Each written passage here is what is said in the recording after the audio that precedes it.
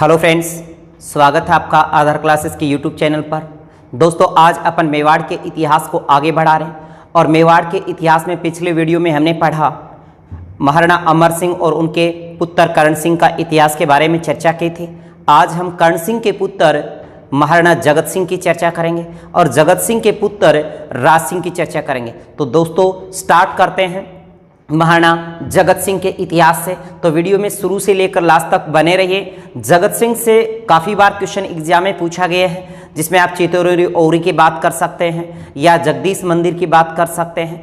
ऐसे क्वेश्चन महाराणा जगत सिंह से भी पूछा गया है। साथ ही साथ अगर हम राज सिंह से बात करें तो राज सिंह से द्वारकाधीश मंदिर के बारे में पूछा गया है। औरंगजेब के समकालीन की बात भी हुई है। फिर उनके सेनापति राव रतन सिंह चुंडावत के बारे में भी पूछा गया है। तो स्टार्ट करते हैं महाराणा जगत सिंह प्रथम जी। देखिएगा, सबसे पहले हमें ये ध्यान होना चाहिए कि महाराणा जगत सिंह का काल कब कब था। महाराणा जगत सिंह जैसा कि हमने पिछले वीडियो में पढ़ा था कि इनके पिता श्री करण सिंह थे और करण सिंह की 1628 में मृत्यु हो जाती है। तो 1628 में जब करण सिंह की मृत्यु हो जाती है तो उनके बाद जो शासक बनते हैं वो महाराणा जगत सिंह है। इनका जो शासन काल है वो 1628 से 1652 तक रहता है। ओके, और इनके पिता का नाम महाराणा करण सिंह है, महाराणा करण सिंह, और इनके जो पुत्र हैं वे हैं महाराणा राज सिंह। ओके, अब देखिएगा, यहां से एक क्वेश्चन पूछा जाता है इनकी उपाधि से कि इनकी उपाधि क्या थी। महाराज उपाधि थी। एकमात्र शासक है जिनकी पहली उपाधि महाराज थी, यानी मेवाड़ का ऐसा कोई शासक नहीं था जिनकी महाराज उपाधि थी। महाराणा थी, परंतु इसने उपाधि कौन सी धारण की थी? महाराज उपाधि धारण की थी। अगर बात हम समकालीन की करें कि इनके समकालीन शासक कौन थे दिल्ली के, जिस समकालीन की अगर हम बात करें तो समकालीन शासकों में शाहजहां थे। आप अच्छे से जानते हैं कि शाहजहां का जो शासन काल है वो 1627 से लेकर के 1657 ईस्वी था। तो इसी कालक्रम के अंतर्गत शाहजहां का भी कालक्रम आता है। तो शाहजहां इनके समकालीन शासक हुआ करते थे।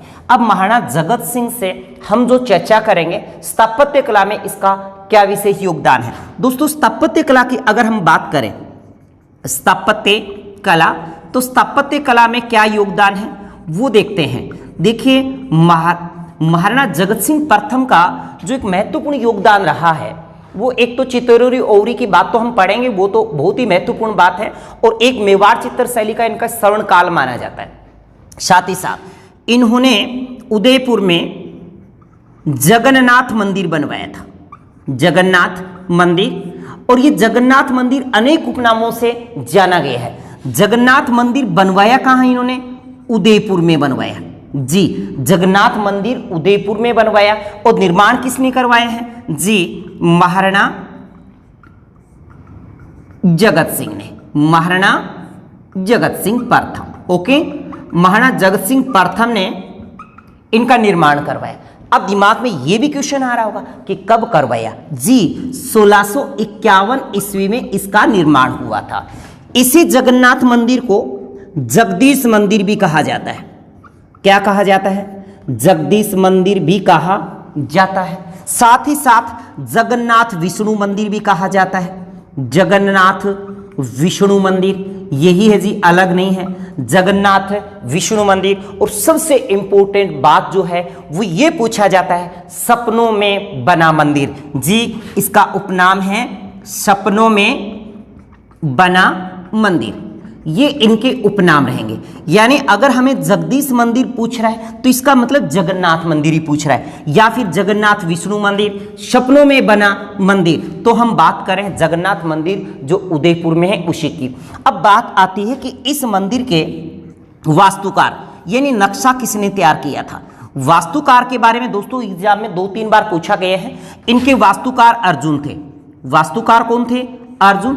और जिनके शिल्पी या सूत्रधार जो हुआ करते थे, सूत्रधार का मतलब इनके शिल्पी कौन थे? तो दोस्तों यहाँ पे भाणा करना है, क्या करना है, भाणा। जब ऑप्शन में भाणा ना हो तो उनका सहयोगी मुकुंद का नाम भी आ सकता है। यानी अगर हम जगन्नाथ मंदिर के वास्तुकार की बात करें तो अर्जुन थे और उनके सूत्रधार भाणा या मुकुंद थे। अब जगदीश मंदिर हमें एग्जाम में पूछते क्यों है दोस्तों, ये जगन्नाथ मंदिर जो है ये नागर शैली की पंचायतन शैली में बना है, नागर शैली की पंचायतन शैली में। यानी पूछते क्यों हैं, यानी किस शैली में बना है, तो याद रखिएगा नागर शैली की पंचायतन शैली में बना है। ओके, इसलिए काफी बार एग्जाम में इसके संदर्भ में क्वेश्चन पूछ लिया जाता है कि जगन्नाथ मंदिर कहाँ है, जगदीश मंदिर कहाँ है, या जगन्नाथ मंदिर या जगन्नाथ विष्णु मंदिर या सपनों में बना मंदिर, जिसका निर्माण जगत सिंह प्रथम ने करवाया है। साथ ही साथ अगर हम वास्तुकार की बात करें तो इनके वास्तुकार अर्जुन थे, और अगर हम सूत्रधार की बात करें, इनके शिल्पी की बात करें तो भाणा और मुकुंद थे। दोस्तों इसी जगन्नाथ मंदिर की दीवार पर एक प्रशस्ति लिखवाई गई। इसी जगन्नाथ मंदिर की दीवार पर क्या लिखवाई जाती है, एक प्रशस्ति, जिसका नाम पड़ता है जगन्नाथ राय प्रशस्ति। क्या पड़ता है, जगन्नाथ राय प्रशस्ति। जी, जगन्नाथ राय प्रशस्ति इसी मंदिर की दीवार पर लिखी है। और ये कब लिखी गई जी, इसके एक साल बाद 1652 ईस्वी के अंदर ये लिखी गई थी। जगन्नाथ राय प्रशस्ति जगन्नाथ मंदिर की दीवार पर ही उल्लेखित है। और इसको लिखा किसने था, इसका प्रशस्तिकार कौन है, तो प्रशस्तिकार है जी कर्षण भट्ट। कौन है जी, कर्षण भट्ट। ये बात इसके प्रशस्तिकार से हमें प्रश्न पूछ सकता है। प्रशस्तिकार यानी जगन्नाथ मंदिर जो उदयपुर में बना है उसी की दीवार पर क्या लिखी गई है, प्रशस्ति लिखी गई है, जिसको कहा जाता है जगन्नाथ राय प्रशस्ति। और उसके प्रशस्तिकार कौन है जी, कर्षण भट्ट है, कर्षण भट्ट है। अगर हम इसके अलावा बात करें, इसी जगन्नाथ मंदिर के बाद इस जगत सिंह प्रथम की एक धाय मां थी, जिसका नाम था इनकी धाय मां। धाय मां थी जी नोरू या नोरबाई या फिर नोजूबाई। नोजूबाई किसकी दायमा की बात करें, महाराणा जगत सिंह प्रथम। महाराणा जगत सिंह प्रथम की एक दायमा थी जिसका नाम था नोरबाई या नोजूबाई। ओके, इस नोरबाई या नोजूबाई ने एक मंदिर बनवाया था जिसका नाम है धाय मां का मंदिर। इंपॉर्टेंट है, एग्जाम में पूछा जा चुका है धाय मां का मंदिर। तो धाय मां का मंदिर पहली बात तो बनवाया किसने, तो याद रखिएगा इसका निर्माण करवाया है नोरबाई या नोजूबाई ने। किसने, नोरबाई या नोजूबाई ने, जो महाराणा जगत सिंह प्रथम की धाय मां हुआ करती थी। तो दोस्तों यहाँ पे धाय मां मंदिर किसको समर्पित है, ये बात भी प्रश्न पूछ सकता है जी। ये कृष्ण को समर्पित है, कृष्ण को समर्पित, कृष्ण को समर्पित है। और इसमें नवल श्याम जी की मूर्ति है, यानी श्री कृष्ण जी की मूर्ति है। और इसका जो निर्माण हुआ है वो 1647 ईस्वी को नोरूबाई या नोजूबाई के द्वारा करवाया गया था। ओके, अगर हम इसी जगत सिंह के इतिहास कालक्रम में अगर स्थापत्य कला की एक बात और योगदान की बात करें जो एग्जाम दृष्टि से बहुत महत्वपूर्ण है, तो दोस्तों इसी महाराणा जगत सिंह प्रथम ने, इसी ने उदयपुर का जो राजमहल है, उदयपुर के राजमहल में चित्तेरोरी ओरी, जिसको तस्वीरा रो कारखानों कहते हैं, तस्वीरा रो कारखानों, चित्तेरोरी ओरी या तस्वीरा रो कारखानों नामक एक चित्रकला पाठशाला बनाई। या क्या है ये, चित्रकला के लिए एक पाठशाला। क्या है, एक पाठशाला। चित्तेरोरी ओरी या तस्वीरारो कारखानों किसने बनवाया है, महाराणा जगत सिंह प्रथम ने। अब कहां बनवाया है, तो याद रखिएगा राजमहल उदयपुर के अंदर, राजमहल उदयपुर के अंदर। इसके बाद यानी इसमें चित्रकारों को, यानी इसमें चित्रकारी की जितनी भी चित्रकारी थी वो सारी यहीं रखी जाती है, चित्तौरी ओवरी या तस्वीरारों कारखानों, जो कहाँ पे है, राजमहल उदयपुर, जो चित्रकला के लिए एक चित्र पाठशाला थी या एक पाठशाला का निर्माण करवाया गया। दोस्तों इसमें एक भ्रम भी आता है। भ्रम क्या है? भ्रम ये है कि कई बार हमें सीधा ही एग्जाम में चित्रशाला पूछ लेता है। क्या पूछ लेता है? चित्रशाला। तो चित्रशाला नहीं है ये, चित्रशाला जी बूंदी में है। कहाँ है चित्रशाला? कहाँ है जी? चित्रशाला बूंदी में है। ओके, अब देखो तस्वीरारों कारखानों या चित्तौरी ओवरी के निर्माण के बाद यानी मेवाड़ के अंदर चित्रशैली चरम सीमा पर थी, इसीलिए महाराणा जगत सिंह प्रथम के काल को, महाराणा जगत सिंह प्रथम के काल को मेवाड़ चित्रशैली, मेवाड़ चित्रशैली का स्वर्ण काल माना जाता है। स्वर्ण काल यानी मेवाड़ चित्रशैली का स्वर्ण काल किसके काल को माना जाता है? तो महाराणा जगत सिंह प्रथम को। दोस्तों अब बात करते हैं कि यहां से विशेष क्वेश्चन जो एग्जाम दृष्टि से महत्वपूर्ण है। एक तो जगन्नाथ मंदिर, ओके, ढाई माँ का मंदिर सीधा ही पूछ लेते हैं कि है कहां पे, तो आपको जवाब देना है उदयपुर में ही है। कहां पर है? उदयपुर में। ढाई माँ का मंदिर कहां है जी? उदयपुर में। किसको समर्पित है? कृष्ण को समर्पित है। किसने बनवाया है? नूरबाई। नूरबाई कौन थी? महाराणा जगत सिंह प्रथम की ढाई माँ थी। इसके बाद अगर हम बात करें, एक ये सपनों में बना मंदिर, ये उपनाम पेपर में प्रश्न पूछा जा सकता है। अगर बात करें चित्तौरी ओवरी या तस्वीरारों कारखानों, तो सीधा इसमें पूछ लेते हैं कि चित्तौरी ओवरी कहाँ है, तो आपका उत्तर उदयपुर होना चाहिए। क्या होना चाहिए? उदयपुर। फिर ये पूछ सकते हैं कि मेवाड़ चित्रशैली का स्वर्ण काल किसके काल को माना जाता है? दोस्तों इस महाराणा जगत सिंह के बाद यानी महाराणा जगत सिंह प्रथम के बाद इनके पुत्र राज सिंह शासक बनते हैं। कौन? राज सिंह। महाराणा राज सिंह 1652 में शासक बनते हैं। कौन? महाराणा राज सिंह। अब बात करते हैं अपन महाराणा राज सिंह की कि राज सिंह से क्या क्या विशेष है, इतिहास में राज सिंह से कहां से क्वेश्चन पूछा जाता है, इसकी अपन अब चर्चा करेंगे। अब देखिए दोस्तों, अब स्टार्ट करते हैं अपन महाराणा राज सिंह। देखिए सबसे पहले बात हो, अपन चर्चा करेंगे महाराणा राज सिंह के शासनकाल की। महाराणा राज सिंह जी, इनका शासनकाल कब से कब तक था? तो इनका शासनकाल 1652 ईस्वी से 1680 ईस्वी तक था। 1652 से 1680। इनके पिता का नाम जगत सिंह था और इनके पुत्र जो हुए हैं आगे जो शासक बनेंगे वो हैं जी जय सिंह। कौन है? जय सिंह। ओके, कौन? जय सिंह। और इनका राज्याभिषेक कब होता है? 1652 ईस्वी में होगा, 1652 के अंदर। और सबसे विशेष बात यहां पर जो पेपर में कई बार डायरेक्ट क्वेश्चन पूछ लेते हैं वो है समकालीन शासक। समकालीन शासक, इनके समकालीन शासक हुए हैं जी औरंगजेब। औरंगजेब। अब अच्छे से जानते हैं कि औरंगजेब का जो शासनकाल रहा है वो 1658 ईस्वी से 1707 ईस्वी रहा है। 1658 से 1707। ओके, यानी औरंगजेब इनके समकालीन शासक हुआ करते थे। किसके? महाराणा राज सिंह के।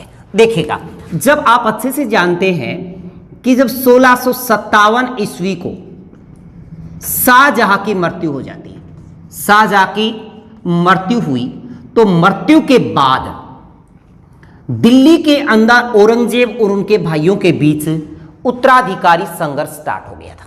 उत्तराधिकारी संघर्ष स्टार्ट हो गया था और उसी का फायदा किसने उठाया था? महाराणा राज सिंह ने।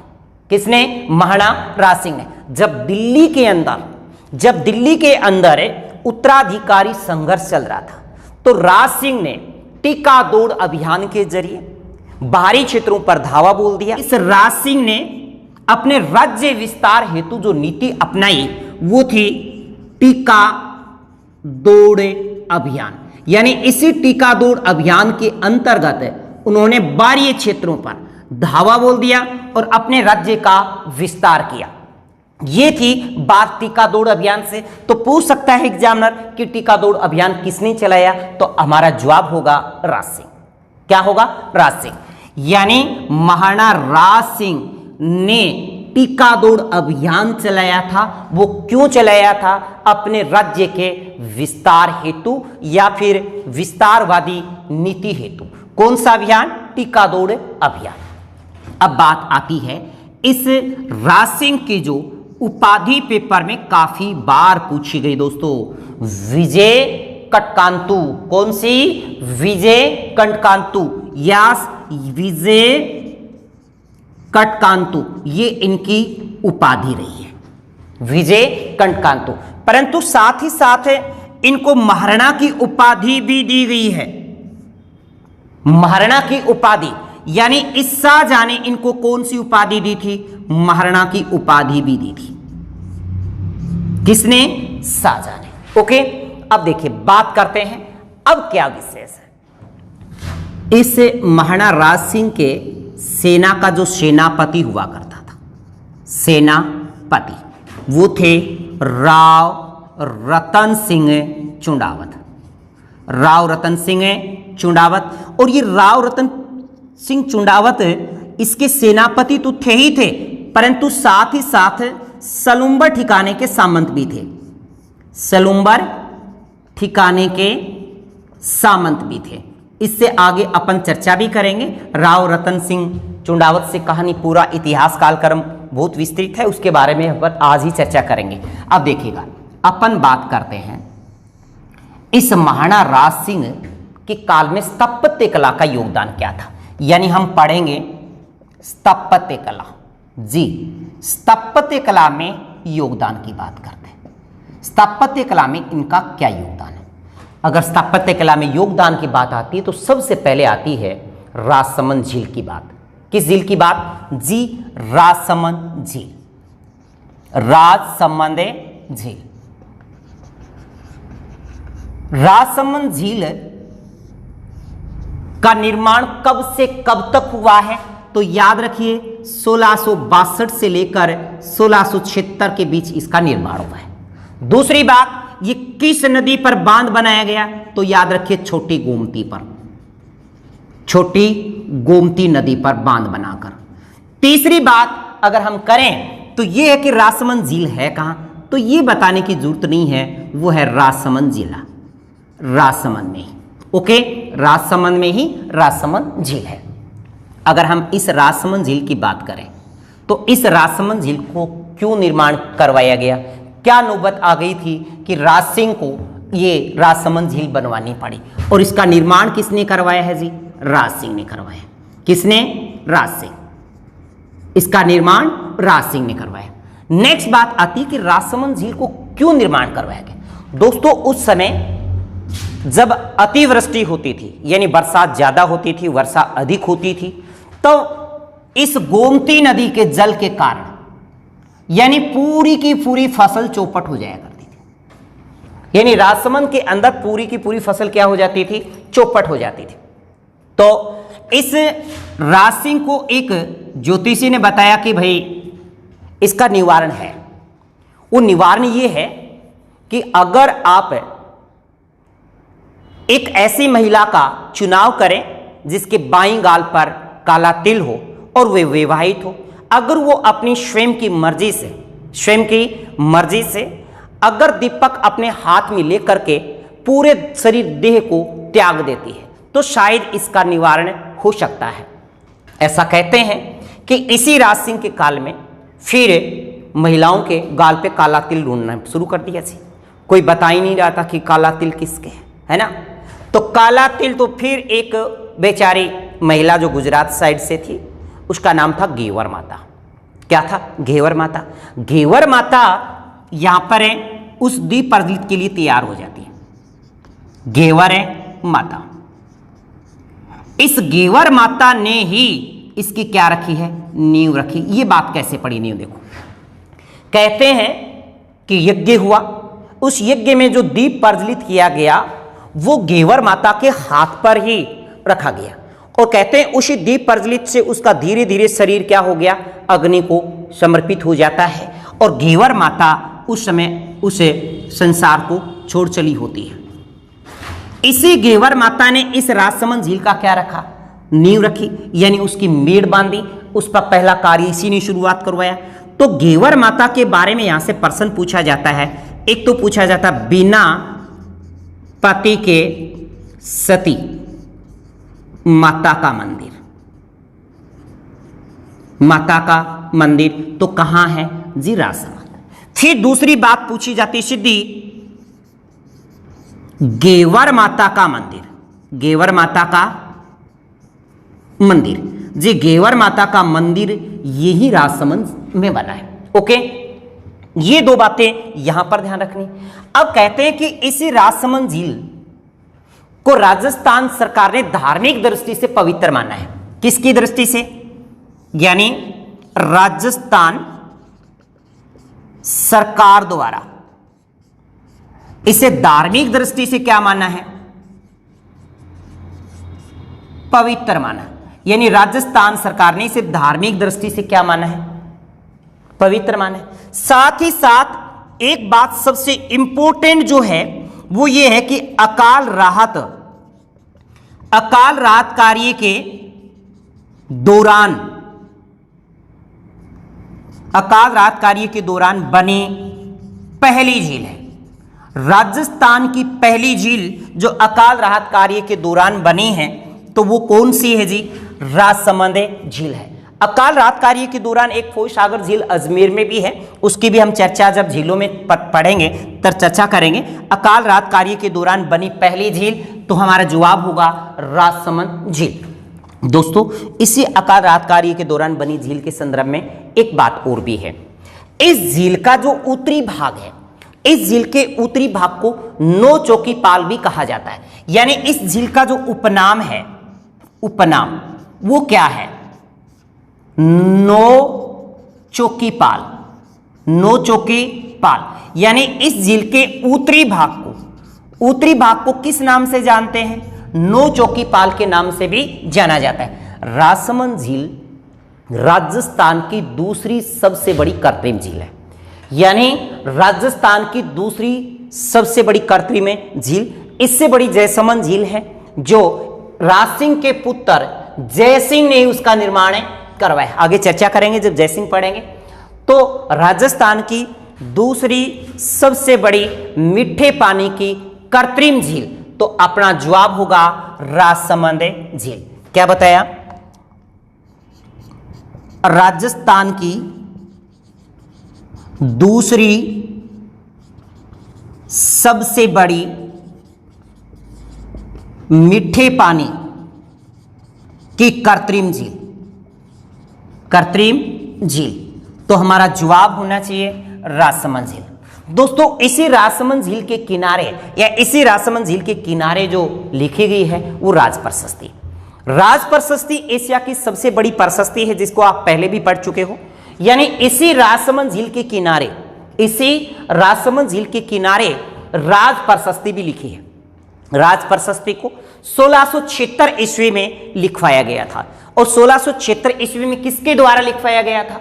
तो महाराणा राज सिंह के द्वारा लिखवाया गया था। किसने लिखा था? उसके प्रशस्तिकार रणछोड़ भट्ट तेलंग हुआ करते थे, संस्कृत भाषा थी, देवनागरी लिपि थी, 1917 उसमें श्लोक थे और 25 पाषाणकालीन पत्थरों पर लिखित है या वर्णित है, जिसमें बप्पा से लेकर के राज सिंह तक के इतिहास की उपलब्धियों का वर्णन है। किसमें? राज प्रशस्ति। अब बात करते देखिए दोस्तों, राज प्रशस्ति से क्या क्या विशेष है इसके बारे में अपन अभी चर्चा करते हैं। अब देखिए, राज प्रशस्ति,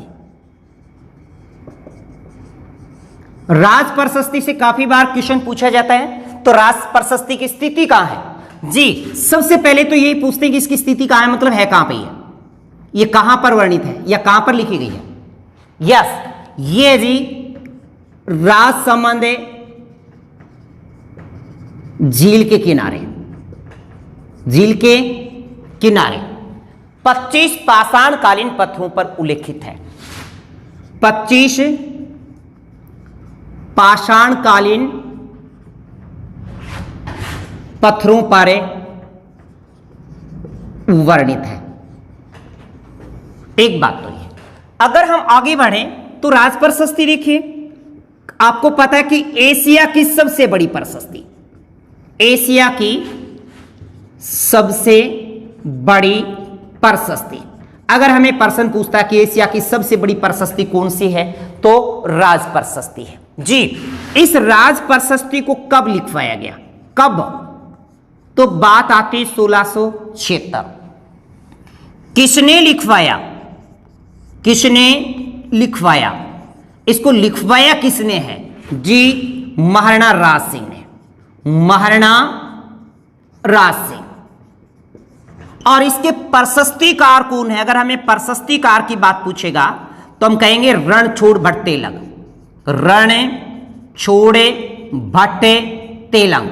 रणछोड़ भट्ट तेलंग इनके दरबारी विद्वान भी थे, जिन्होंने अमर काव्य वंशावली नामक कृति भी लिखी है, अमर काव्य वंशावली। तो प्रशस्तिकार कौन है, रणछोड़ भट्ट तेलंग। भाषा क्या है जी, अगर भाषा पूछेगा तो हमारा जवाब संस्कृत, और अगर लिपि पूछे तो कहेंगे देवनागरी। कौन सी लिपि है, देवनागरी। और इसमें अगर श्लोक पूछे तो हम कहेंगे 1917 इसमें श्लोक है, ठीक है। और अगर इसमें उल्लेख पूछे तो हम कहेंगे बप्पा से लेकर, बप्पा से राज सिंह तक का इतिहास है, इसमें बप्पा से लेकर के राज सिंह तक के इतिहास की उपलब्धियां हैं। तो दोस्तों दोबारा से सुनिए, राज प्रशस्ति कहां पर है, तो राज प्रशस्ति राजसमंद झील के किनारे है, एशिया की सबसे बड़ी प्रशस्ति है, 25 पाषाणकालीन पत्थरों पर लिखी गई है, 1676 में इसे लिखा गया, राज सिंह के द्वारा इसे लिखवाया गया। किसके द्वारा, राज सिंह के द्वारा इसे लिखवाया गया। और इसके प्रशस्तिकार हैं रणछोड़ भट्ट तेलंग, जो संस्कृत भाषा में देवनागरी लिपि में 1917 श्लोकों में लिखा था। भाषा क्या है, संस्कृत, लिपि देवनागरी, श्लोक 1917। इसमें उल्लेख क्या मिलता है, बप्पा से राज सिंह तक की उपलब्धियां वर्णित है। दोस्तों ये बात थी किसकी, राज प्रशस्ति की। हम बात कर रहे हैं महाराणा राज सिंह के स्थापत्य काल की। तो दोस्तों इसी बात को, कालक्रम को आगे बढ़ाते हैं। देखिएगा, इन्होंने एक तालाब बनवाया, जना सागर तालाब। यह जना सागर तालाब उदयपुर में ही है, जना सागर तालाब। अब जना सागर तालाब क्यों बनवाया गया ये भी देखिएगा। जना सागर तालाब का निर्माण कब करवाया, तो 1677 ईस्वी को करवाया। किसने करवाया है जी, राज सिंह ने ही इसका निर्माण करवाया। किसकी बात कर रहे हैं, जना सागर तालाब कहां है, उदयपुर में है। इसका निर्माण कब हुआ, 1677 में। किसने करवाया है, राज सिंह ने। इस जना सागर तालाब का निर्माण करवाने के पीछे क्या विशेष बात थी, तो विशेष बात थी कि वो सिंचाई प्रयोग हेतु इसका निर्माण करवाया गया था। सिंचाई प्रयोग हेतु इसका निर्माण करवाया गया। और इनके जो शिल्पी रहे हैं, कौन, शिल्पी, जिस शिल्पी के बारे में पूछ सकता है, इनके शिल्पी नाथू थे। दोबारा सुनिए, राज सिंह ने जना सागर तालाब उदयपुर के अंदर, कहां पर, उदयपुर के अंदर, जना सागर तालाब कहां है, उदयपुर के अंदर 1677 ईस्वी को राज सिंह ने बनवाया। यह सिंचाई प्रयोग हेतु बनवाया गया था। इसके शिल्पी नाथू है, क्या है, नाथू। दोस्तों इसी जना सागर तालाब के ऊपर एक प्रशस्ति लिखवाई गई, एक प्रशस्ति लिखवाई गई, जिस प्रशस्ति का नाम है जना सागर प्रशस्ति। जना सागर प्रशस्ति, जना सागर प्रशस्ति 1677 ईस्वी को ही लिखवाई गई है, ठीक है। और इस प्रशस्ति के जो प्रशस्तिकार हैं वो लक्ष्मीनाथ और भास्कर भट्ट हैं। कौन, लक्ष्मीनाथ व भास्कर भट्ट, ये इसके प्रशस्तिकार हैं। प्रशस्तिकार किसके, जना सागर तालाब के या जना सागर प्रशस्ति के।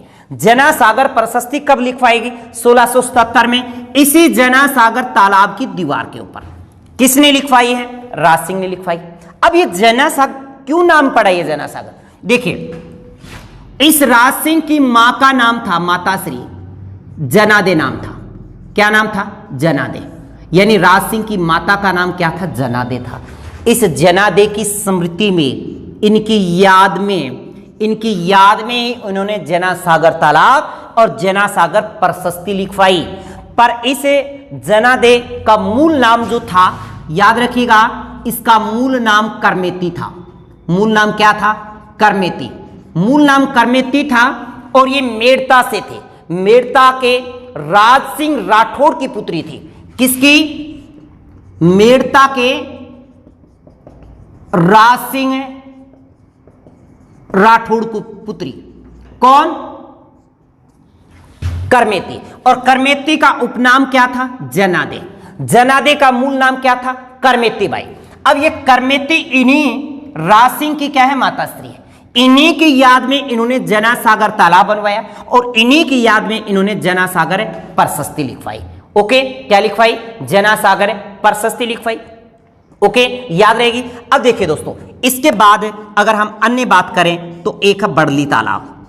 बड़ली तालाब, बड़ली तालाब ये भी कहां पड़ता है? उदयपुर में ही पड़ता है। बड़ली तालाब का एक उपनाम और भी है जिसको जियान सागर के नाम से पुकारा जाता है। जियान सागर। देखिए दोस्तों, यहां पे बड़ली तालाब को ही क्या कह रहे हैं अपन? जियान सागर। और ये क्या है? जना सागर। यहां पे देखिए, ये जना सागर है और ये जियान सागर है। ये बड़ली उदयपुर में है। कहां पे है? बड़ली उदयपुर में है। तो ये उदयपुर में इसका निर्माण करवाया गया। बड़ली तालाब या जियान सागर कहां है? उदयपुर में है। अब इसका निर्माण किसने करवाया है? तो निर्माण जी राज सिंह ने ही करवाया है। किसने करवाया है? राज सिंह। यानी बड़ली तालाब का निर्माण या जियान सागर का निर्माण उदयपुर के अंदर महाराणा राज सिंह ने ही करवाया।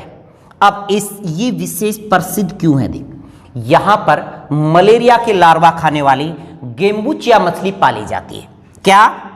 याद रखने वाली बात, यहां पे प्रश्न पूछ सकता है कि मलेरिया के लार्वा को खाने वाली गेम्बुचिया मछली कहां पाली जाती है? तो या तो बड़ली तालाब नाम आएगा या फिर जियान सागर आएगा। तो मलेरिया के लार्वा को खाने वाली गेम्बुचिया मछली पाली जाती है।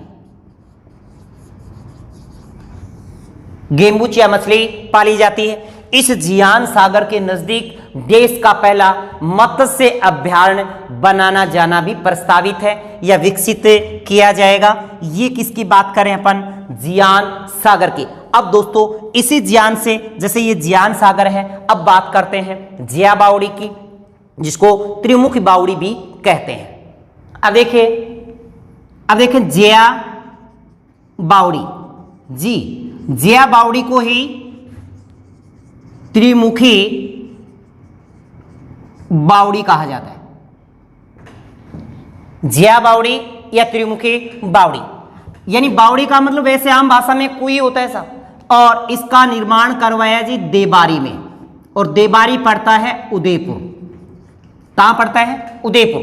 इसका निर्माण राज सिंह ने नहीं करवाया। राज सिंह की रानी थी जिसका नाम था रामरसदे। क्या नाम था?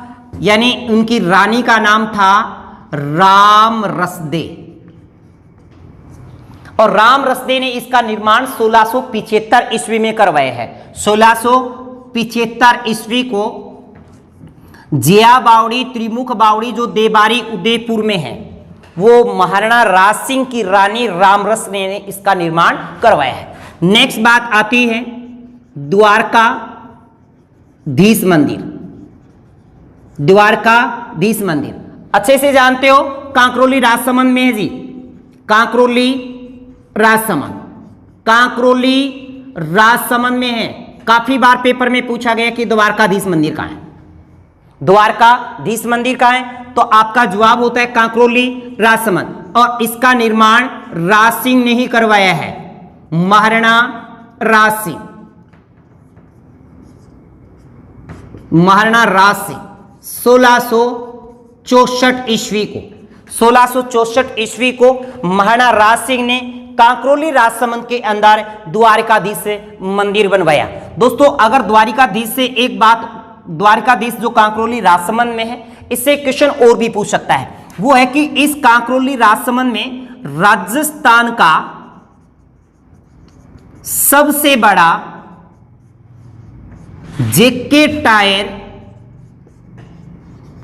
ट्यूब का कारखाना है। ट्यूब का कारखाना, जेके टायर ट्यूब का सबसे बड़ा कारखाना अगर राजस्थान में है तो वो कहां पे है? कांकरोली राजसमंद में है। ओके, याद रहेगा। द्वारकाधीश मंदिर कहां है? तो कहोगे कांकरोली राजसमंद। निर्माण किसने करवाया है? राज सिंह ने। तिथि याद रखने की जरूरत नहीं है दोस्तों, क्योंकि इसकी तिथि याद नहीं रखनी है, पेपर में कालक्रम में तिथियां नहीं पूछता है।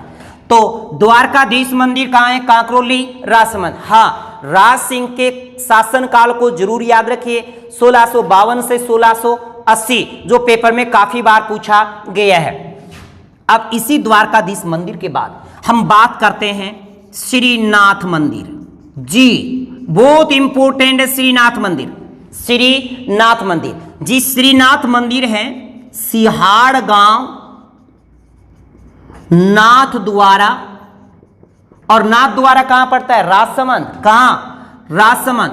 राजसमंद श्रीनाथ मंदिर सिहाड़ गांव नाथ द्वारा राजसमंद में है। और साथ ही साथ आपको यह याद रखना है कि बनास नदी के तट पर है। बनास नदी के तट पर, बनास नदी के तट पर बना है श्रीनाथ जी का मंदिर। और यह श्रीनाथ जी का मंदिर वल्लभ संप्रदाय की प्रधान पीठ है। वल्लभ संप्रदाय की प्रधान पीठ। ओके, और इसका जो निर्माण करवाया है, निर्माण करवाया जी राज सिंह ने। राज सिंह 1679 ईस्वी को, 1679 ईस्वी को। यानी श्रीनाथ मंदिर कहां पे है? सिहाड़ नाथ द्वारा में। या वल्लभ संप्रदाय की प्रधान पीठ कहां पे? सिहाड़ गांव नाथ द्वारा में। इसका निर्माण किसने करवाया? राज सिंह ने। किस नदी के तट पे है? बनास नदी के तट पे है। देखिएगा, अब इसी श्रीनाथ मंदिर को सात ध्वजा मंदिर भी कहा जाता है। सात ध्वजा भुजा मंदिर, इसका उपनाम जो है सप्त ध्वजा। सप्त का मतलब सात भी कह सकते हैं, सात ध्वजा मंदिर भी कह सकते हैं। ओके, सात ध्वजा मंदिर भी इसको कहा जाता है। दोस्तों, ये मंदिर बड़ा प्रसिद्ध है। ये मंदिर बड़ा प्रसिद्ध है क्योंकि ये कृष्ण को तो समर्पित है। किसको समर्पित है? कृष्ण जी को समर्पित है। याद रखिए, श्री कृष्ण को समर्पित है। और श्री कृष्ण की 8 झांकियों के लिए प्रसिद्ध है। श्रीनाथ मंदिर जो सिहाड़ गांव नाथद्वारा में है, बनास नदी के तट पर बना है, वल्लभ संप्रदाय की प्रधान पीठ है। निर्माण राज सिंह ने करवाया 1679 ईस्वी को। और उपनाम है सात ध्वजा मंदिर, जो श्री कृष्ण को समर्पित है। किसको समर्पित है? श्री कृष्ण को समर्पित है। और श्री कृष्ण का ये जो मंदिर है, ये राजस्थान में 8 झांकियों के लिए प्रसिद्ध है। किसके लिए? 8 झांकियों के लिए प्रसिद्ध है। 8 झांकियों के लिए प्रसिद्ध। यस, याद रखिए, राजस्थान में एकमात्र अनोखा मंदिर जो श्री कृष्ण की 8 झांकियों के लिए प्रसिद्ध है। इस मंदिर में जब श्राद्ध पक्ष आता है, श्राद्ध पक्ष में यहां पे केले के पत्तों की सांझी सजाई जाती है। यहां पे क्या बताया? श्राद्ध पक्ष में केलों के पत्तों से सांझी, क्या? सांझी सजाई जाती है। केले के पत्तों की सांझी सजाई जाती है, सजाई जाती है। इंपॉर्टेंट बात है दोस्तों, याद रखिएगा। श्रीनाथ मंदिर से क्वेश्चन काफी बार पेपर में पूछा गया है। श्रीनाथ मंदिर कहां है? सिहाड़ गांव नाथ द्वारा राजसमंद, बनास नदी के तट पर है, वल्लभ संप्रदाय की प्रधान पीठ है। निर्माण राज सिंह ने करवाया। साथ ही साथ इसका उपनाम सात ध्वजा मंदिर भी है और ये श्री कृष्ण को समर्पित है। इस मंदिर के अंदर श्री कृष्ण की 8 झांकियां निकाली जाती है। 8 झांकियों के लिए प्रसिद्ध है। और यहाँ पे श्राद्ध पक्ष में केलों के पत्तों से सांझी सजाई जाती है। दोस्तों, इसके बाद बात ये आती है कि श्रीनाथ जी की जो मूर्ति है ये कहां से ला करके लगाई गई है? तो 1669 ईस्वी को, ध्यान से सुनिए, 1669 ईस्वी को जब औरंगजेब ने मूर्तियों को तुड़वाना शुरू कर दिया था, तो 1671 ईस्वी को, 1671 ईस्वी को राज सिंह का महाराणा राज सिंह का एक प्रतिनिधि था जिसका नाम दामोदर दास था। दामोदर दास। महाराणा राज सिंह का प्रतिनिधि दामोदर दास श्रीनाथ जी की मूर्ति को मथुरा से लेकर आए थे। कहां से? मथुरा। कहां से लेकर आए थे? मथुरा यूपी से, ठीक है, यानी बनारस। मथुरा बनारस यानी मथुरा से लेकर आए। अब यहां से ये पूछा जाता है कि राज सिंह ये मूर्ति कहां से लेकर आए थे, तो आपका जवाब होगा मथुरा। क्या होगा? मथुरा होगा। दोस्तों इसी श्रीनाथ मंदिर के संदर्भ में कुछ अन्य मंदिर भी हैं। जैसे अगर हम गढ़बोर राजसमंद की बात करें तो वहां पर है चार भुजा नाथ मंदिर। ये आपको याद रखना है, नोट लगा के लिख देता हूं। चार भुजानाथ मंदिर कहां है? जी, चार भुजानाथ मंदिर गढ़बोर है। गढ़बोर राजसमंद में पड़ता है। गढ़बोर राजसमंद। और इसका निर्माण महाराणा मुक्कल ने करवाया था। महाराणा मुक्कल। देखो यहां पर क्या बात आई, चार भुजानाथ। ये नाथ से वर्ड है ना, तभी मैं बता रहा हूं। देखिए चार भुजानाथ मंदिर गढ़बोर राजसमंद में है। ओके, एक मंदिर और आता है जिसका नाम आता है सीधा ही चार भुजा का मंदिर। जी, चार भुजा का मंदिर अगर देखो, ये तो देखो श्रीनाथ मंदिर का है सियाड़गांव नाथ द्वारा में, और चार भुजा नाथ मंदिर का है गढ़बोरे राजसमंद में। फिर पूछ ले कि चार भुजा मंदिर का है, सिर्फ चार भुजा नाथ नाम वो नहीं है, तो ये मंदिर है जी नागौर में। कहां? नागौर में। और मीराबाई के दादा ने इसका निर्माण करवाया था, राव दुद्दा ने। राव दुद्दा ने इसका निर्माण करवाया था, चार भुजा मंदिर। किसका? चार भुजा मंदिर का। अब देखिएगा, हम आगे चर्चा करते हैं, यानी इस राज सिंह के दरबारी विद्वानों की। अब लेते हैं राज सिंह के दरबारी विद्वान। जी कौन कौन थे? यहां से पेपर में काफी बार प्रश्न पूछा गए हैं, तो एक तो बात कर लेते हैं। सबसे पहले रणछोड़ भट्ट तेलंग। रणछोड़ भट्ट तेलंग। रणछोड़ भट्ट तेलंग की जो कृति है वो है अमर काव्य वंशावली। अमर काव्य वंशावली क्या है? अमर काव्य वंशावली। इसके बाद इनके जो दरबारी विद्वान रहे वो सदाशिव। कौन? सदाशिव। सदाशिव के बारे में पेपर में पूछा जा चुका है, आ चुका पेपर में। सदाशिव किसके दरबारी विद्वान है? राज सिंह के। तो राज सिंह के तीन दरबारी विद्वान याद रखिएगा, रणछोड़ भट्ट तेलंग, सदाशिव और किशोरदास। कौन? किशोरदास। ये तीन इनके दरबारी विद्वान है, किशोरदास। तो सदाशिव ने जो कृति लिखी है उसका नाम है राज रत्नाकर। क्या है? राज रत्नाकर। और किशोरदास ने जो कृति लिखी है वो है रस प्रकाश। रस प्रकाश। ध्यान से सुनो, राज सिंह के जो दरबारी विद्वान कौन कौन है? रणछोड़ भट्ट तेलंग, सदाशिव और किशोरदास। रणछोड़ भट्ट तेलंग, सदाशिव, किशोरदास। रणछोड़ भट्ट तेलंग की कृति अमर काव्य वंशावली, जबकि सदाशिव की कृति राज रत्नाकर, और किशोरदास की जो कृति है वो रस प्रकाश है। क्या है? रस प्रकाश। अब देखिएगा क्या होता है। अब राज सिंह से कुछ ऐतिहासिक घटना क्या घटती है? ऐतिहासिक घटना क्या क्या घटना है? ऐतिहासिक वो ध्यान से सुनना है। ऐतिहासिक घटना या कालक्रम में क्या विशेष रहा? औरंगजेब का एक पुत्र था, औरंगजेब का पुत्र जिसका नाम अकबर सेकंड था। अकबर सेकंड। ये अकबर सेकंड औरंगजेब से विद्रोह कर देता है, और विद्रोह करने के बाद ये मेवाड़ उदयपुर आ जाते हैं, और इनको जो शरण देते हैं वो महाराणा राज सिंह ही देते हैं। कौन देते हैं? महाराणा राज सिंह। अब बात करते हैं देखो औरंगजेब से ओनली। आप अच्छे से जानते हो कि जोधपुर का जब शासक जसवंत सिंह प्रथम हुआ करता था, जसवंत सिंह प्रथम, जसवंत सिंह प्रथम की मृत्यु के बाद उनके पुत्र थे अजीत सिंह। और जसवंत सिंह की मृत्यु के बाद औरंगजेब जोधपुर को हथिया लेना चाह रहे थे। यानी जोधपुर के जसवंत सिंह की जब मृत्यु हो जाती है 1678 ईस्वी को, तब उन्होंने क्या किया कि अजीत सिंह को भी मारने का एक षड्यंत्र रच लिया और कहा कि भाई अजीत सिंह को दिल्ली भेज दो, वहां पे अच्छे बादाम अखरोट खाएगा, जल्दी से जुआन हो जाएगा, क्योंकि ये नन्हा बच्चा ही था। ओके, इसके बाद क्या हुआ कि इस अजीत सिंह को दिल्ली ले जाया गया। कहां? दिल्ली। ये दिल्ली ले जाया गया। अब दिल्ली में औरंगजेब के षड्यंत्र का पता वीर दुर्गादास को पता चल जाता है। किसको? वीर दुर्गादास को। तो अजीत सिंह को दिल्ली से वीर दुर्गादास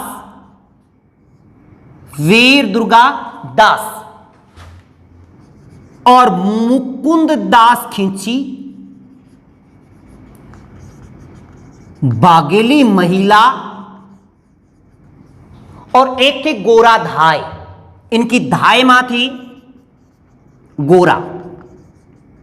ये बात सुन देखो, अजीत सिंह को जब दिल्ली ले जाया जाता है, दिल्ली में इनको रखा जाता है, तो औरंगजेब के षड्यंत्र का पता वीर दुर्गादास को पता चल जाता है और वीर दुर्गादास औरंगजेब के चंगुल से अजीत सिंह को मुकुंद दास खिंची, बागेली महिला और धाय मां गोरा के सहयोग से इसे दिल्ली से निकाल लेते हैं। किसको? अजीत सिंह को दिल्ली से निकाल लेते हैं। यानी इस अजीत सिंह को दिल्ली से औरंगजेब के चंगुल से बचा लिया जाता है। ओके, अब ये दिल्ली से अजीत सिंह को लेकर के वीर दुर्गादास, मुकुंद दास खिंची, बागेली महिला और गोरा धाय ये सारे के सारे राज सिंह के पास आ जाते हैं। किसके पास आ जाते हैं? इनको शरण देता है राज सिंह, यानी राज सिंह के पास आते हैं। अब राज सिंह ने क्या किया? इन सभी को, यानी वीर दुर्गादास, मुकुंद दास खींची, बागेली महिला और गोरा धाय और अजीत सिंह को, इस राज सिंह ने कालिंद्री मंदिर, याद रखिए बहुत इंपॉर्टेंट है, कालिंद्री मंदिर शिरोई में इनको शरण दे दिया। किनको? वीर दुर्गादास को, मुकुंद दास खिंची, बागेली महिला, गोरा दाय और अजीत सिंह को। और कालिंद्री मंदिर में इनको शरण देने के साथ साथ राज सिंह ने इन सभी की देख रेख के लिए जयदेव ब्राह्मण को कार्य सौंप दिया। किसको? जयदेव ब्राह्मण को कहा भी इनको किसी भी प्रकार की कोई विपत्ति नहीं आनी चाहिए, आप इनकी सेवा करेंगे। तो ये बात किसको पता चल जाती है? औरंगजेब को। तो औरंगजेब राज सिंह से क्या हो जाते हैं? खफा हो जाते हैं, रूठ जाते हैं। अब एक रूठने का मूल कारण और लेते हैं, चारुमती। किशनगढ़ की जो राजकुमारी थी उसका नाम चारुमती है। और ये चारुमती रूप सिंह की पुत्री है और मान सिंह की बहन है। इस मान सिंह ने अपनी बहन चारू का विवाह फिक्स कर दिया था जी औरंगजेब से। किससे? औरंगजेब से विवाह निश्चित करना, यानी तय कर दिया था कि भाई विवाह होगा तो किसके साथ? औरंगजेब के साथ। अब इस चारुमती ने मुस्लिम से विवाह न करने के लिए, यानी अपने धर्म रक्षार्थ हेतु राज सिंह को पत्र लिखती है। किसको? राज सिंह को, कि महाराज क्या राजहंसी को बगुले की सहेली होना पड़ेगा? महाराज अगर आप मुझे इस विपत्ति से मेरा उद्धार नहीं करेंगे तो मैं निश्चय ही आत्मदाह करके अपने प्राणों को त्याग दूंगी। और ये बात राज सिंह को जब पत्र में लिखी जाती है या लिखकर भेजी जाती है तो राज सिंह उनके विवाह की बात को कबूल कर लेते हैं, यानी विवाह की बात को स्वीकार कर लेते हैं। अब राज सिंह तो विवाह के लिए तैयार हो गए। अब देखिए, अब राज सिंह को पता था कि औरंगजेब विवाह में बाधा डालेगा। कौन? औरंगजेब। औरंगजेब विवाह में बाधा डालेगा। तो इस राज सिंह ने क्या किया? राज सिंह ने अपने सेनापति, राज सिंह का जो सेनापति था वो राव रतन सिंह चुंडावत थे। राव रतन सिंह चुंडावत। राव रतन सिंह चुंडावत को संदेश भिजवा दिया कि भाई मैं चारुमती से विवाह करूंगा तो औरंगजेब कहीं ना कहीं बीच में बाधा डाल सकता है। आप सेना को एकजुट करिए और सेना के साथ खड़े रहिए और औरंगजेब के विद्रोह को रोकिए। अब देखो घटना घटती है राव रतन सिंह से। राव रतन सिंह चुंडावत के साथ क्या होता है? देखो, ये सेनापति हुआ करते थे राज सिंह के, साथ ही साथ सलूम्बर ठिकाने के शासक भी थे। देखिए, इस राव रतन सिंह चुंडावत का जो विवाह हुआ था वो थी जी सहल कंवर। कौन थी? सहल कंवर। ये सहल कंवर शत्रुशाल की पुत्री थी। बूंदी के शत्रुशाल की पुत्री थी। यानी इस राव रतन सिंह और सहल कंवर का ताजा साजा ब्याह, यानी कहते हैं कि इनके शादी के विवाह की जो मेहंदी लगी थी वो भी फीकी नहीं पड़ी थी। कुछ इतिहासकार मानना है कि शादी को 7 दिन हुए थे, कुछ कहते हैं कि शादी वाले दिन की बात है, कुछ कहते हैं कि 1 माह हो गया था। ये बातें तो छोड़िए कि शादी वाले दिन की बात है या 7 दिन की बात है या 30 दिन की, इनसे आपको कभी कोई बात नहीं पूछेगा। तो कहते हैं जब राज सिंह के किसी सैनिक के द्वारा राव रतन सिंह चुंडावत को जब वो संदेश मिलता है तो युद्ध में जाने के लिए राव रतन सिंह चुंडावत कतराते हैं कि कहीं मैं युद्ध में चला गया और पीछे से ये सहल कंवर पता नहीं क्या होगा या क्या कर पाएगी। तो ऐसा कहते हैं कि सहल कंवर के मनाने से या समझाने से कि ऐसे कायर की तरह मत रहो, युद्ध में जाइए, वीरता से लड़िए, आप विजय होकर आएंगे। तो कहते हैं कि राव रतन सिंह चुंडावत देसूरी नाल जो दर्रा है वो जी पाली में पड़ता है। देसूरी नाल दर्रा पाली में अपनी सेना का पड़ाव लगा करके वहां रह जाते हैं। ये बात 1660 ईस्वी की है। कब की है? 1660 ईस्वी की। यानी देसूरी नाल दर्रा पाली के अंदर ये सेना का पड़ाव रख लेते हैं या सेना का पड़ाव में ठहरे होते हैं। तब कहते हैं कि एक दिन रात्रि को इस राव रतन सिंह को अपनी रानी सहल कंवर की याद आने लगी और कहते हैं कि इसी राव रतन सिंह ने एक सैनिक को सलूम्बर भेजा। कहां भेजा? सलूम्बर, क्योंकि ये सलूम्बर ठिकाने के क्या थे? सामंत थे। सलूम्बर भेजा और कहा कि आप रानी साहिबा से जाकर के कोई सेनानी लेकर आइए, कोई निशानी लेकर आइए, क्योंकि राव रतन सिंह को क्या आ रही थी? उनकी याद आ रही थी। तो क्या हुआ? सहल कंवर के पास वो सैनिक गया और जाने के बाद सहल कंवर से निशानी मांगी। तो सहल कंवर ने सोचा कि अगर ऐसे युद्ध में ये मेरे अंदर खोया रहेगा तो निश्चित है कि अपने प्राणों को बचा नहीं पाएगा। यानी सहल कंवर ने अपने पति के प्राणों को बचाने हेतु निशानी के रूप में सिर काटकर अर्पित कर दिया था। सिर काटकर अर्पित कर दिया था। अर्पित कर दिया था किसको?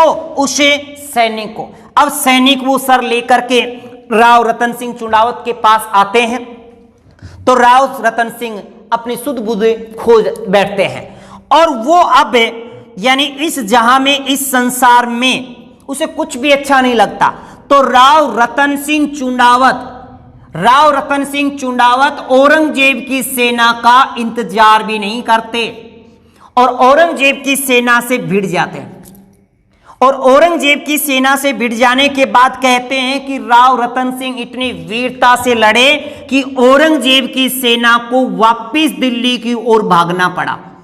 दिल्ली की ओर भागना पड़ा और कहते हैं कि इसमें युद्ध में ये बुरी तरह घायल हो जाते हैं और उसके 3 दिन बाद, युद्ध के 3 दिन बाद राव रतन सिंह चुंडावत की मृत्यु हो जाती है। दोस्तों, राजस्थान के इतिहास में प्रेम का ऐसा कहीं पर भी कोई साक्ष्य नहीं मिलता, यानी ऐसे प्रेम के प्रति वीरता या फिर प्रेम के प्रति त्याग कहीं देखने को नहीं मिलता। जब बात आती है सैल कंवर की, सैल कंवर राजस्थान के इतिहास में हाड़ी रानी के नाम से जानी गई है। हाड़ी रानी जिसने अपना सिर काट करके निशानी के रूप में अर्पित कर दिया था। दोस्तों इसी सैल कंवर के ऊपर एक कविता लिखी है सेनानी। कौन सी कविता? सेनानी कविता। सेनानी कविता लिखी है मेघराज मुकुल, जो चूरू के निवासी हैं। मेघराज मुकुल ने सेनानी नामक कविता लिखी और उसके जो बोल हैं वो ये हैं कि चुंडावत मांगी सेनानी, सिर काट दे दियो छतरानी। किसने? छतरानी मतलब है सैल कंवर, यानी चुंडावत मांगी सेनानी, सिर काट दियो छतरानी, यानी सिर काट करके दियो छतरानी। तो मतलब सैल कंवर। ये बोल जो हैं ये सेनानी कविता के ही हैं, जो मेघराज मुकुल द्वारा चूरू के जो निवासी हैं उनके द्वारा सेनानी कविता लिखी गई है। और राज सिंह का 1660 ईस्वी के अंदर चारुमती से विवाह हो जाता है, परंतु इस विवाह के बाद औरंगजेब और खफा हो जाते हैं। और खफा होने के बाद देखिए 1669 ईस्वी को ये औरंगजेब हिंदू देवी देवताओं की मूर्तियां तुड़वाना शुरू कर देते हैं। मूर्तियां तुड़वाना शुरू किसने कर दिया? औरंगजेब। भाई और तो बस में था नहीं और मूर्तियां तुड़वानी शुरू कर दी। इसी औरंगजेब ने फिर 1679 ईस्वी को जजिया कर शुरू कर दिया। जजिया कर था धार्मिक कर। क्या था? धार्मिक कर या फिर तीर्थ कर, यानी कोई भी अगर कोई तीर्थ के लिए जाएगा तो बदले में क्या देना पड़ेगा? कर देना पड़ेगा। ये धार्मिक कर यानी जजिया कर भी औरंगजेब ने लागू कर दिया।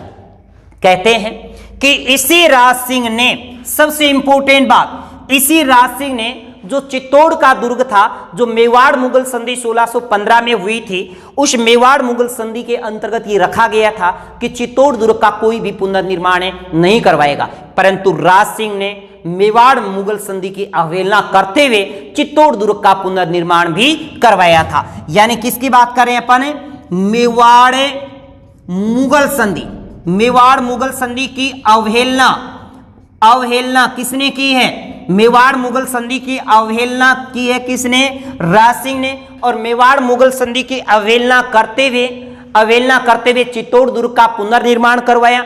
यह बात आप अच्छे से पिछले वीडियो में पढ़ चुके हैं कि मेवाड़ मुगल संधि जो मेवाड़ के महाराणा अमर सिंह और जहांगीर के बीच हुई थी, इसमें पहली शर्त यही रखी गई थी कि मेवाड़ के महाराणा को चित्तौड़ दुर्ग सुपुर्द कर दिया जाएगा, परंतु उसका पुनर्निर्माण नहीं करवाया जाएगा।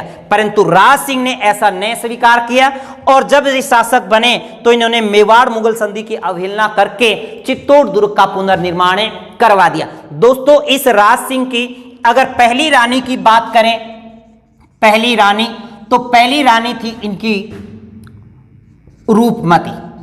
कौन थी? पहली रानी इनकी क्या थी? रूपमती थी। और चारुमती के कारण ये बीच में क्या हुआ था? औरंगजेब से इनका विवाद हुआ था। दोस्तों क्वेश्चन कई बार ऐसे पूछ लेते हैं कि राज सिंह के समकालीन कौन थे या औरंगजेब के समकालीन कौन थे। इसी के साथ अगर हम बात करें राज सिंह के अंतिम क्षणों की, 1680 को राज सिंह का कुंभलगढ़ दुर्ग में मृत्यु हो जाती है और कुंभलगढ़ दुर्ग की तलहटी में ही इनकी छतरी बनी है। यानी राज सिंह की मृत्यु कहां होती है? कुंभलगढ़ दुर्ग में ही होती है और कुंभलगढ़ दुर्ग की तलहटी में ही राज सिंह की छतरी बनी हुई है। इसी के साथ all the best, thank you.